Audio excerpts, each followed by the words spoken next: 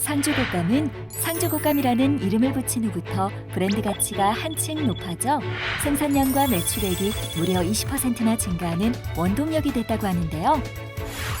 명품 브랜드로 자리 잡은 상주곶감. 그들은 어떻게 다른 상품과의 차별화에 성공했을까요? 지금 그 비밀을 알아봅니다.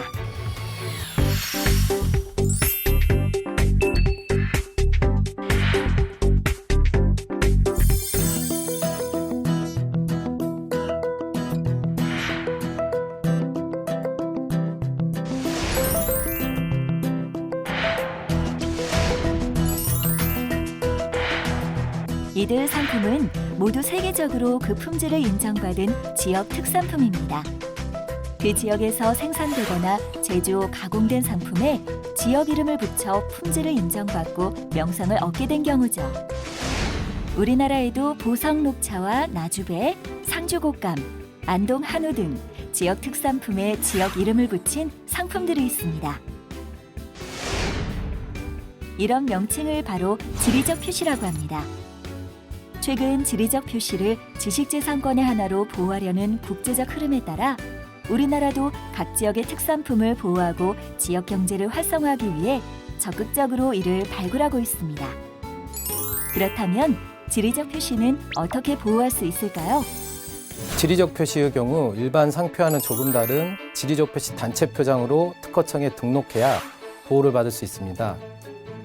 상품의 산지나 지명이 일반 상표로는 등록될 수 없는 반면 지리적 표시 단체 표장은 각 지역별 지역 특산품에 대한 식별 표시이기 때문에 상품의 산지나 지명으로도 등록이 가능하고 정당 생산자가 아닌 누군가가 해당 지역 이름을 사용했을 때 침해 주장도 할 수 있습니다.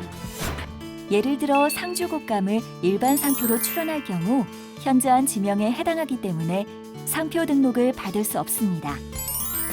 혹 특별한 도형을 결합해 A+ 상주곶감이라는 상표로 출원하면 상표 등록은 되겠지만 상주곶감이나 B+ 상주곶감과 같은 상표에 대해서는 상표권을 행사할 수 없습니다.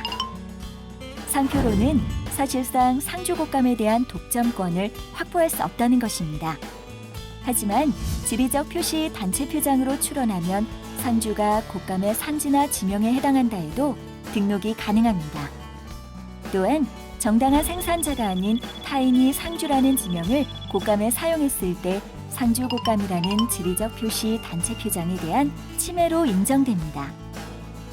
이처럼 지역 특산품 명칭을 독점적인 지식재산권으로 보호해 타인의 무단 사용을 배제하고 지역을 대표하는 특별한 브랜드로 관리하기 위해 지리적 표시 단체 표장은 반드시 필요합니다.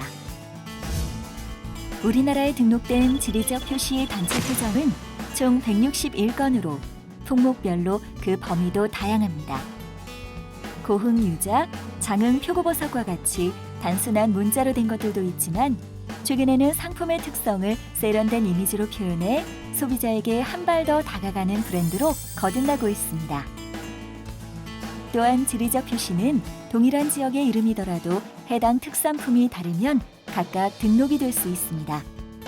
예를 들어 경상북도 안동은 안동 한우, 안동 사과 등 6개의 지리적 표시 단체 표장을 등록해 지역 경제 활성화에 적극적으로 활용하고 있습니다. 그렇다면 지리적 표시 단체 표장에 등록하려면 어떤 조건을 갖춰야 할까요? 먼저 지리적 표시 단체 표장의 권리자는 해당 지역 상품의 정당한 생산자만으로 구성된 법인만이 등록 가능합니다. 해당 향토 자원은 그 지역의 공동재산이기 때문에 개인이 개별적으로 등록을 받을 수 없고요. 또한 여기서 향토 자원이란 상품에 한하는 것이지 서비스업은 그 대상이 될 수 없습니다. 예를 들어 전조 비빔밥을 지리적 표시 단체 표장으로 출원하는 경우 비빔밥과 같은 상품은 가능하지만 비빔밥 전문 요식업과 같이 서비스업을 지정해 출원할 수는 없다는 것입니다. 마지막으로 지리적 표시 단체 표장 또한 일반 상표와 마찬가지로 가장 먼저 출원한 사람에게 권리를 부여하기 때문에 동일한 향토 자원에 대해 여러 개의 법인이 따로따로 등록을 받을 수는 없다는 것입니다. 이렇게 등록 요건을 모두 갖춘 후에는 출원 절차를 밟아야 할 텐데요. 지리적 표시 단체 표장은 해당 지방자치단체와 협의를 거쳐 이를 입증할 수 있는 서류를 출원서에 첨부해야 합니다. 또한 해당 향토 자원에 대한 올바른 관리 통제를 위해 출원서에 정관을 첨부하고 해당 상품이 지리적 표시의 정의에 합치한다는 것을 증명하는 서류를 추가로 제출해야 합니다. 그렇다면 지리적 표시는 국내에서만 등록을 해두면 되는 것일까요? 글로벌 시장을 겨냥한 해외 등록은 어느 정도 진행되고 있을까요? 과거 일본의 한 주류 유통업자가 포천 막걸리를 일본 특허청의 상표로 먼저 등록한 황당한 사건 기억하시나요? 해외 지리적 표시 등록은 기본인데요. 이런 추세에 발맞춰 2011년 포항 물회가 일본에 출원되었고 2012년 독도 전복 소라가 중국과 스페인, 네덜란드, 러시아에 출원되었습니다. 우리의 향토 자원이 해외 시장을 확장해 나가기 위해서는 해외 지리적 표시 등록이 반드시 필요합니다.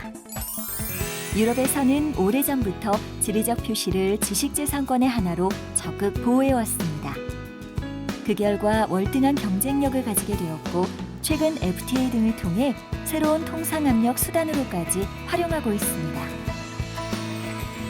우리나라도 보다 독보적인 지리적 표시 상품 발굴을 통해 국내 시장은 물론 해외 시장을 점령하는 데 필요한 독점적 지식재산권 카드로 활용해야 할 것입니다.